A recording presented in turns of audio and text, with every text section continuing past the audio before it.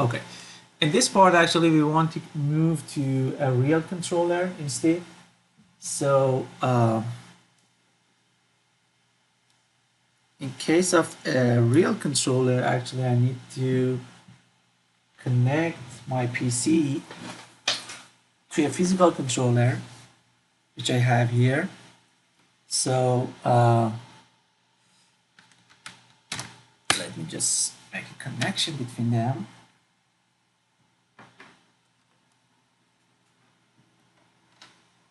Okay.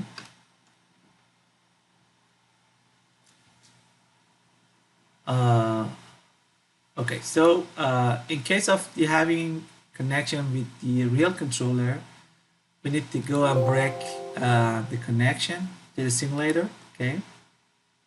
And then a Windows pops up here. We can choose the Ethernet connection, and the controller default IP address is 192.168.0.250. So every fresh controller, brand new controller you get, it's with this IP address. Of course, you can change the IP address later, but by default, actually, you will get it by this IP address. And then apply and connect. Then it will ask me to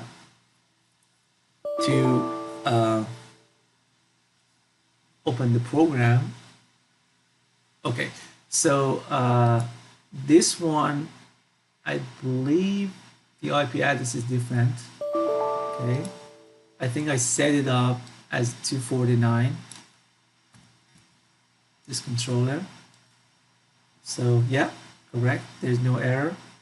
And when it displays this menu to you, it means it's already connected to the controller, and it will let you to choose what program you want to run on the controller. Because this is my demo kit, actually I can keep the existing program over here and then synchronize.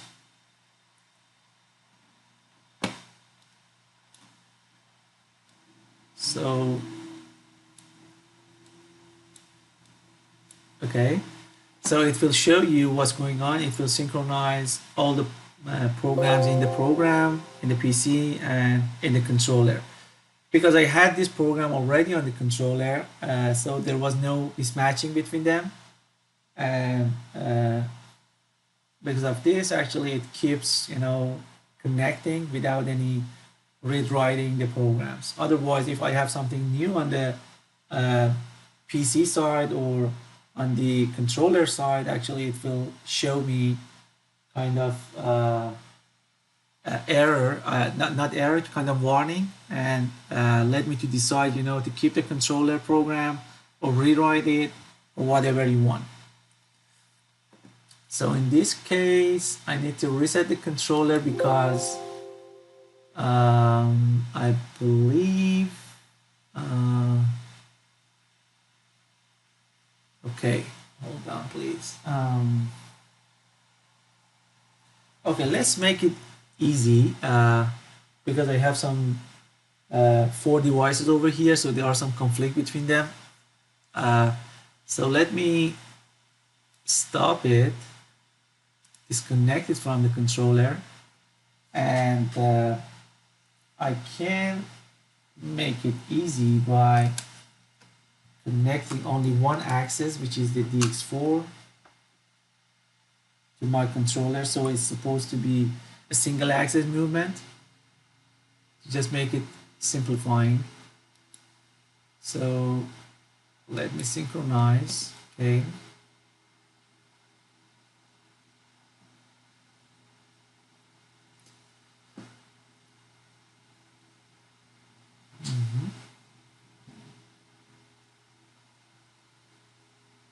Okay, and let's choose the test program that we already created with you. Varmex text, yeah, this one. In this case, actually, it will show how the software manage, reading or writing the program. So once the software detect there is something different than the program existing on the controller on the PC side that you choose, it will pops up this menu for you. So you see the left side is what I have on the controller already exists, and the right side actually is what you have on the PC. So basically on the PC I have three programs: the HMI program, two HMI programs, and one test file. That's it. So I can decide about it to write one by one, and I can decide to remove one by one any of them, or I can go ahead and use this double arrow key to write everything on the PC to the controller, or vice versa, everything on the controller to my program, okay, which is existing on this directory over here. So I choose this one to override everything I have on the PC on the sample program to the controller, okay. And it will start to removing the unnecessary programs. As you see, it will disappear one by one, okay, on the controller. So this project menu, project tree menu shows what is inside the controller currently, okay.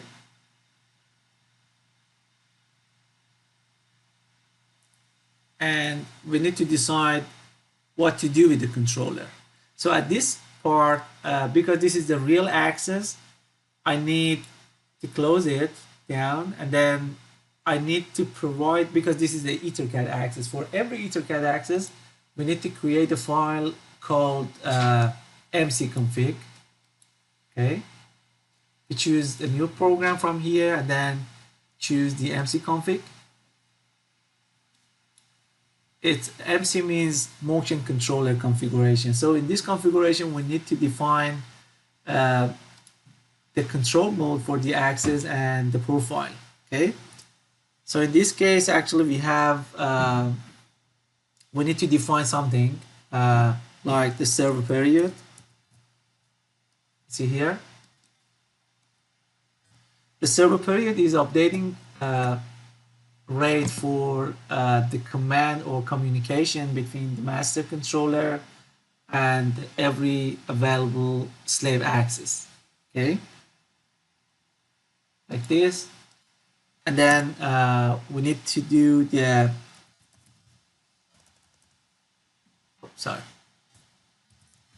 auto EtherCAT off. The controller actually will come up with the EtherCAT on. It means once you power on the controller, it will run the EtherCAT automatically. But because there are some delays, most of the server access, I mean the drives, need some delay to charge the capacitors and then come up. I know the Core Morgan has something like 40 seconds, I believe. Is that correct? Yes. Yeah, so this is because some drives need some time to warm up. So we usually do it disable this, okay? So we turn off the auto EtherCAT on. Okay, so and then we need to set up the access, like we have a command called what was that? It was let me bring a program from here just to we can bring a program from the other projects easily. So I have the ready-made mcconfig over here in this project. So mcconfig, here you go.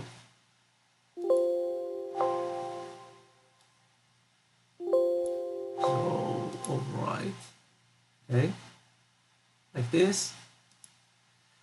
So auto EtherCAT off server period. Okay, the next one is the drive mode and the drive profile that we need to have it on the program. Okay, so the drive mode will define the control mode of the drive that the target drive that you have over there. Okay, so if I type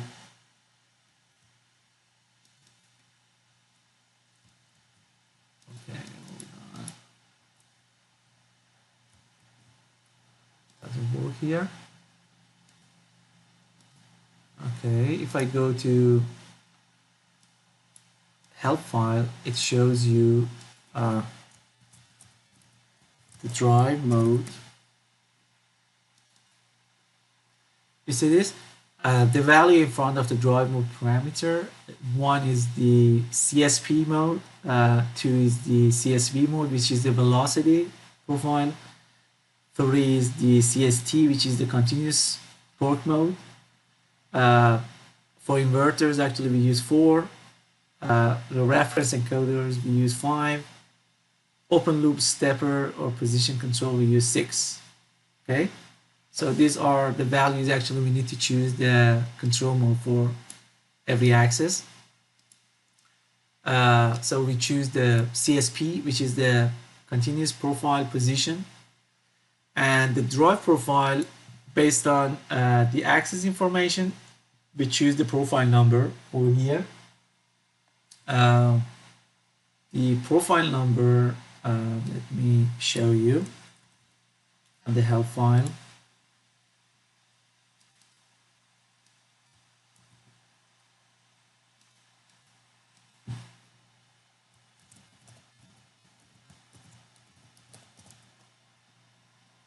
For the drive profile, actually we have different options that it will be more visual when you choose the EtherCAT axis. For every EtherCAT axis, like AKD, this is exactly the core Morgan that you have. So we have different profile for position mode, speed mode, or torque mode available for the drive. The meaning of the profile is actually the combination of the objects that we can read write over the EtherCAT from the drive. Okay, so for example, profile number 2 in position mode, you see as a RX PDO, we have actual position, status word, actual following error, which is the additional option, and digital inputs. So this is supposed to be a digital inputs of the drive read through EtherCAT and updated into the controller, which is kind of the expansion I/O for the controller, and you can use it for digital inputs, limit switches or buttons or anything external, and the controller can detect the status over EtherCAT.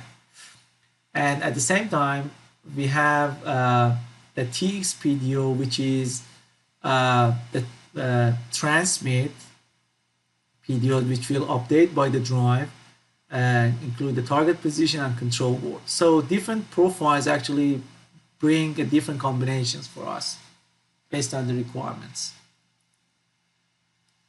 For this case, actually, profile 3 provides us the digital input and outputs in case of the drive I have here.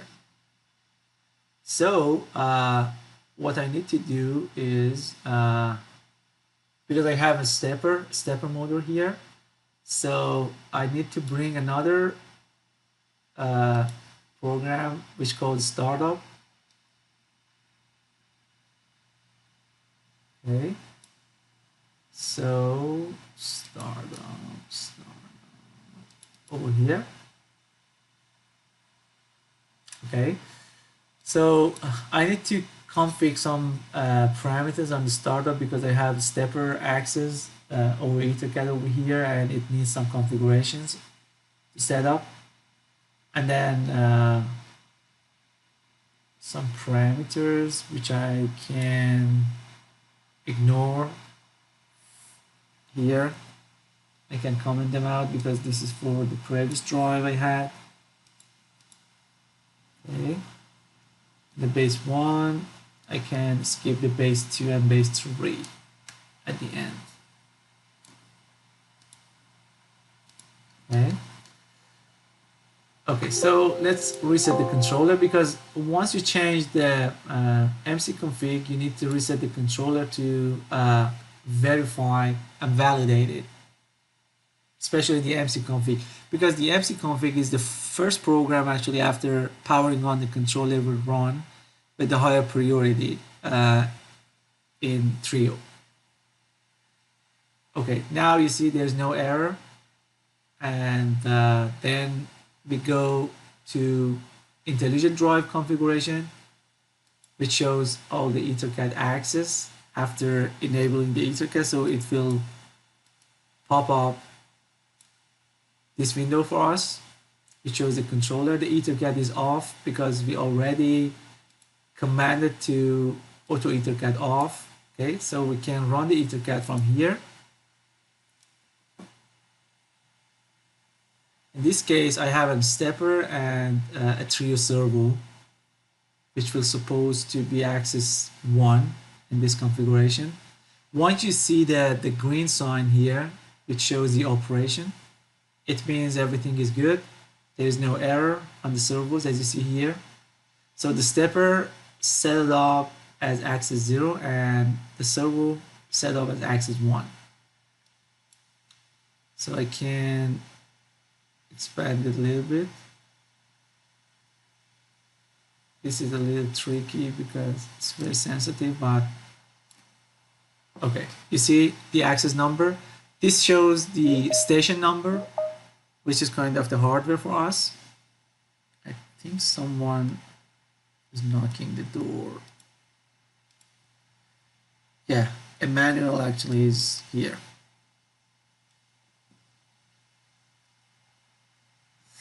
Okay, so this is the intelligent drive. It shows the stepper and the servo axis. So in terms of the trio servo, if you double click on the drive, actually it shows a window. Oh, sorry, I just mapped in. Okay, let me take it off screen. Okay, so okay,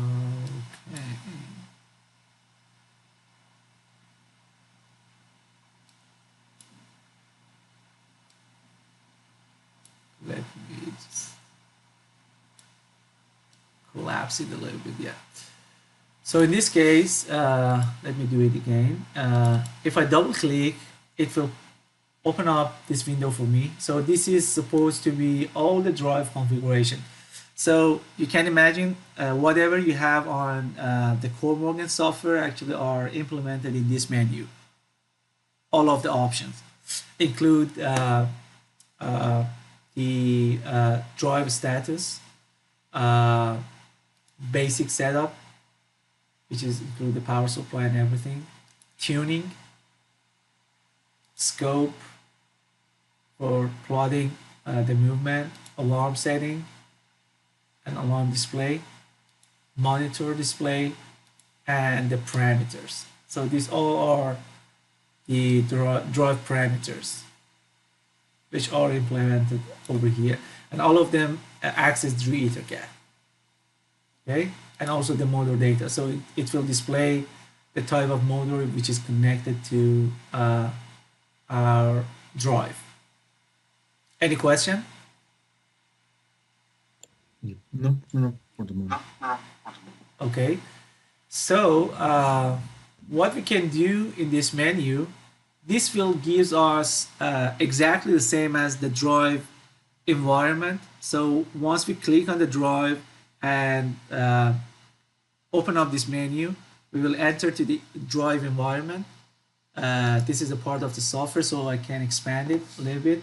So what we can do here is we can go to the scope, we can jog the motor from here, we can plot now something like I can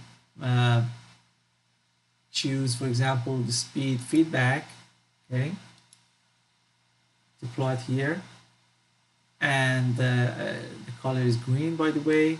So I can choose the jog. I can set up the jog speed.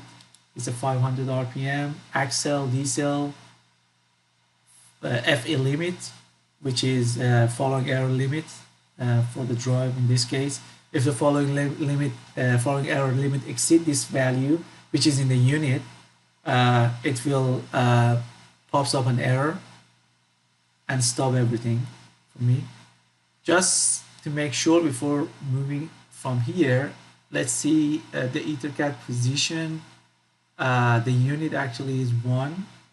So let's set it up to, let me see what's the startup.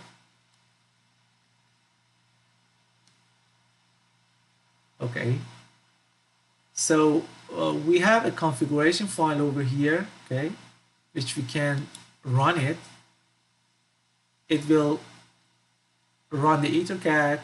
As you see, it will restart the EtherCAT because I have a command over here called EtherCAT 00.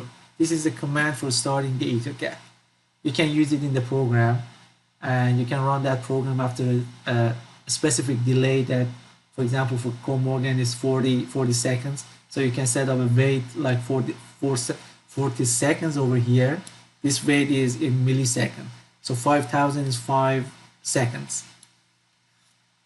And then run the EtherCAT, and then you can config all the access parameters, include the axle, decel, because I already write down for axis 1 like a unit, because the motor I have here basically is a 20-bit incremental encoder motor, which provide me 1,048,576 pulse per rev. Okay, and that is why actually I set the same value, because I have the motor on the table. Let me show you. So I have my second camera over here. Okay, so this is the motor, and this is the drive. This is the DX4 drive that you already have it in your order. And this is the motor. This is the 400 watt motor, like this. And I can keep it up somewhere here. Once I go to the drive menu, and I can collapse it a little bit, okay, because I'm here. I want to share full screen at the same time. If I go to scope,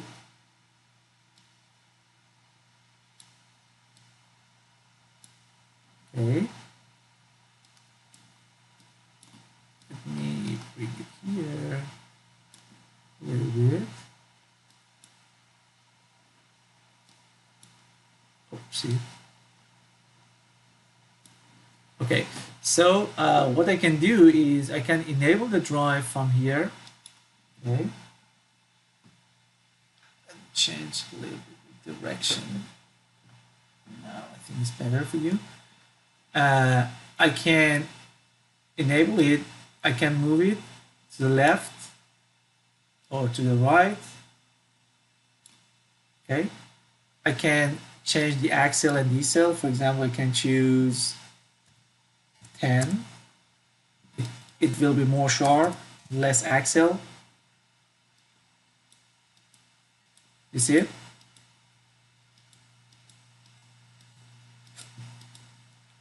I can set it as 0.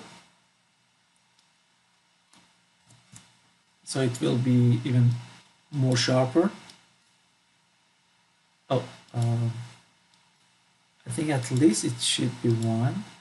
Okay.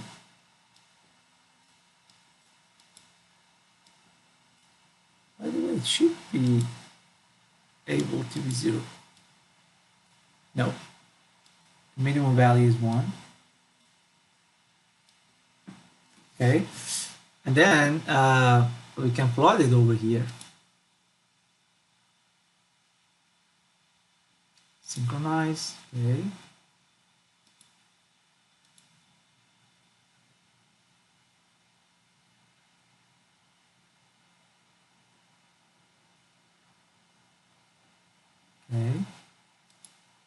enable.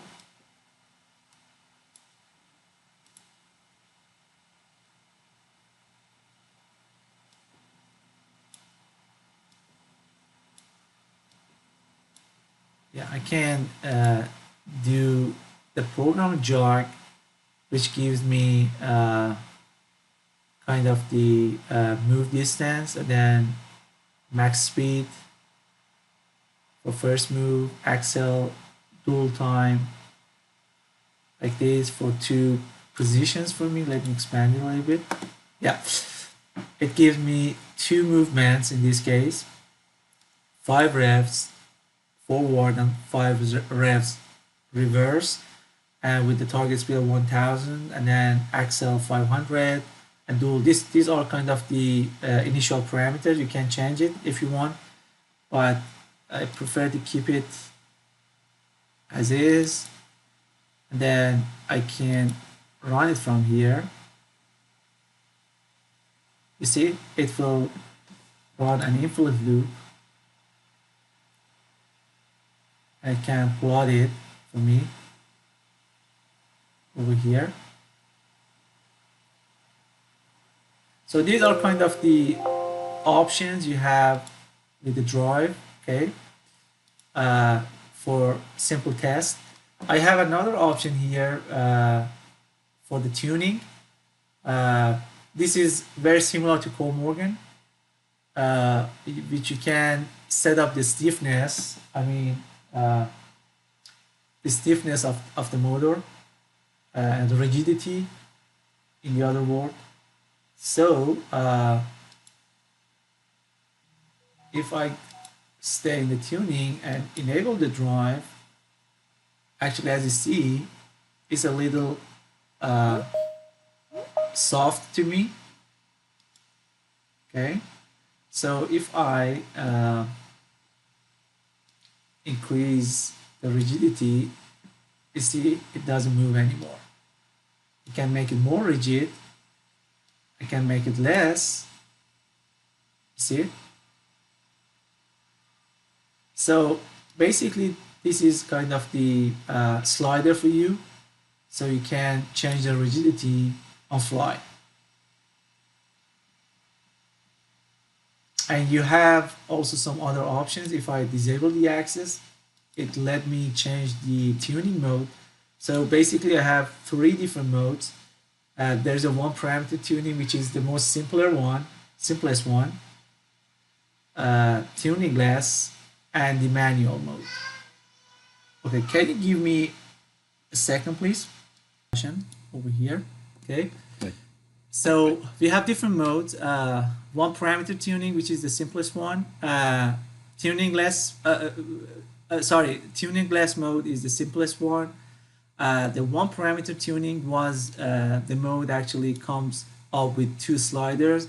One slider actually we can set up the speed feed forward parameter, and the other one actually can adjust the stiffness or rigidity for us, as I showed you over here. And there is another mode called manual tuning. The manual tuning, if I change it to the manual tuning, it will open up more options in terms of the parameters for the tuning, which we usually use for some sensitive applications. They may need, kind of special adjustment on specific parameters. So in this case, actually, it open up more parameters for kind of engineers who want to dig more on the parameters for themselves. Okay, like this.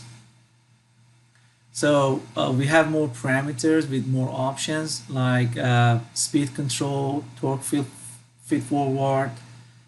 If you click on each option, it will open up relevant parameters. You can set it up manually for yourself. So this is kind of the engineering design for person who want to access to more parameters of the tuning. By the way, all these parameters also are accessible through the parameter list. Okay, so for example, if I go to the tuning again, the position control, which is PN104 over here, is also accessible through the parameter list. If you slow it down a little bit, you see the PN104 over here. You can change it from here easily. But this is kind of the nicer viewer for the parameter, and they display it in the nicer way, specific for the tuning option. Okay, so let's change the tuning mode to one parameter, which is the usual one, and then continue from that spot. Any questions? This tool is only for Trio Drive, right? With Paul Morgan, you use Yes. the software Yes. Paul Morgan, of course. Okay. Exactly. Yeah. Exactly. Yeah, understood. Exactly. Perfect. Yeah. Perfect.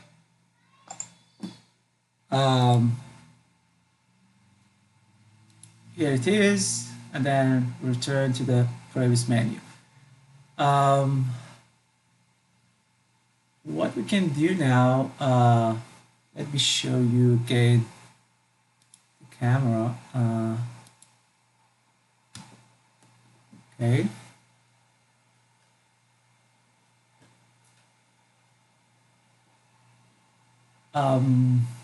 Actually, what else we have here is a direct access for the configuration. As I told you earlier, actually, we can choose the different profile configuration over here. The configuration I choose is a profile number 3, which we have this many parameters like target position, touch probe function. This is another function actually you can have on the drive. Digital outputs, access, actual position, touch probe. Again, touch probe function is activated here to read from the drive, actual following error, digital input. Many options actually are available here. But what else we can have in terms of the configuration, there is a menu over here when you use a Trio.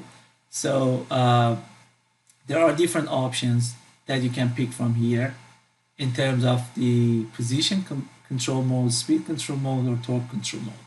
So it's ready-made. You just need to choose and set it up and apply it. That's it. So we choose profile number 3. The profile number 1 is the simplest one. 2 is include the following error. And this following error actually is the following error from the drive itself.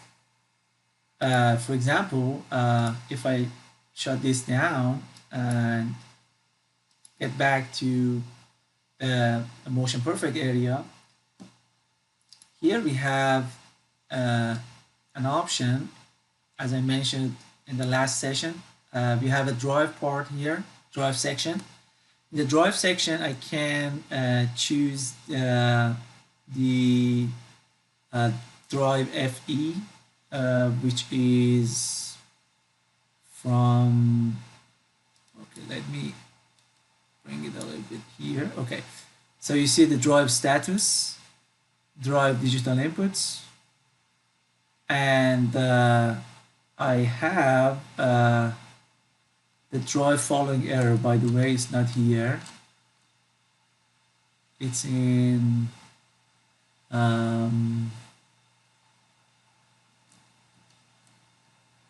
it's in FE. Oh, okay, it's here. So the drive following error is the value directly read through EtherCAT from the drive. Oh, this is the set point. We have also the actual following error from drive, which shows here the status. You see drive following error. So if I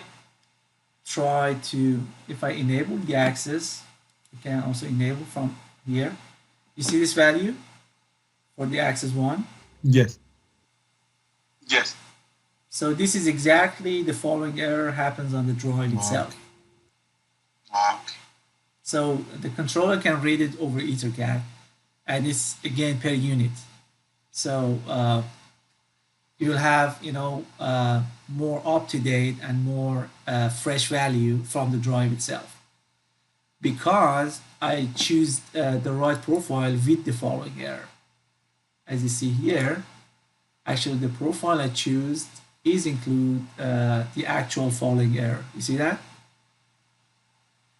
So this will let the user to use the actual following error from the drive, because the controller also create the following error tips in itself, but this is kind of the one server period behind the actual following error. For some precise application, which we suggest to use the actual following error from the drive to have more updated and fast response, just in case if anything happened. So yeah, this was kind of introduction to you about the Trio drive. So we reviewed the HMI, the Trio drive, and the scope today. So that was the plan for today. So if you have any questions, actually you can ask me. Excellent. Just one question. Just If one we were question. using If a we were Cormoran drive, using which a could be the Cormoran drive, difference which would be the difference when with the configuration in the with the MC config configuration in the file? MC config? Oh, it should be the same. Oh, It should be the same. Actually, for Core Morgan, yeah, for Core Morgan Drive, it will automatically detect just like this. It will show you exactly the Core Morgan. Let me show you. Here is a button shows the browse database. The database actually shows the available drives support plug and play by Trio. So there is a big list here. As you see, the ABB, Advanced Motion, Axer, Baumüller, Bomber, Boloff, Beckhoff. Some of these items are not served. Some of them are I/O modules. Copley, I think you should be familiar with Copley because it's very popular in the US market. Also, Danfoss, Delta, Aston, which is our parent company, Festo, Jeffron. Some of them are VFD, by the way. Hygiene, Innovance, Cab. It's a big list. Linmut in terms of the linear motions. And also the Core Morgan is in the list over here.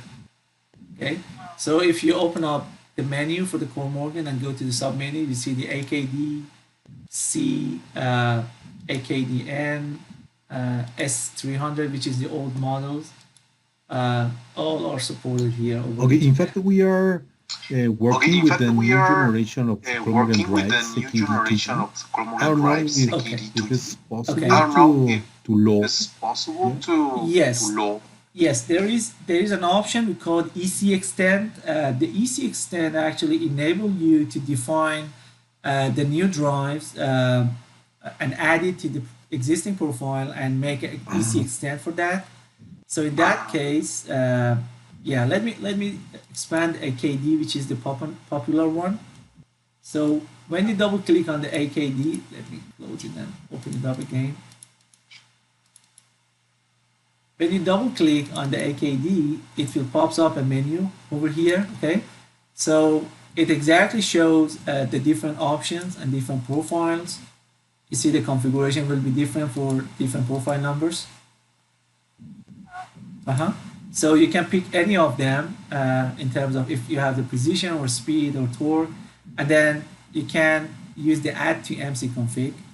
It will add this drive to the MC config file for you automatically, so you don't need to do anything manually. In case of having a new drive over here, there is an option. You can go from this menu and on the EtherCAT, option, you can right click and you see there is an option called import ESI file. So this is the XML file which is provided by manufacturer like Morgan for AKD2G, okay, the new drive. And then once you have that file from the manufacturer, you can add it to the existing one over here. For example, you see you have already added a new drive from this manufacturer. I had something from Control Technique in the past. These are existing options from Panasonic. Actually, I did it from Parker. I did it. So you can import from here. So it will ask you, to import the XML, which is the Ethernet, EtherCAT slave information file, ESI. And once you add it, it will add to this list. And if you choose any of these drives and import, and go to the next, it will lead you to some menus that you can config, for example, in the position mode, speed mode, whatever on the XML file are available. Because the manufacturer actually define, what type of mode you have on this one. And then you will config the RX PDO and TX PDO based on, available options over here in the position mode, for example, and save it. Okay, once you save it, you see it will add a file called ECExtend over here, which is extension to the existing drive options in the firmware. Because what you see over here from the database, all of them are existing on the firmware itself. So if you want to add something, you need to come up with the ECExtend file, which will define and add a new drive to the existing options in the firmware for you. Okay. Do you have a question? No. Yeah. So definitely you can add more drives if they are not exist on the firmware. But basically the way we develop the firmware is based on the requirement we get from the market, from different OEMs and customers. If we see anything new in the market, we will add it to the firmware, to the next version of the firmware automatically. So this is the way how we generate more drives and add it to the existing firmware. So you see there's a big list over here, and all of them happen because customers ask for a new drive, for example. Okay. Perfect. Nice. So that was it, and I think that was the topics we want to review by today.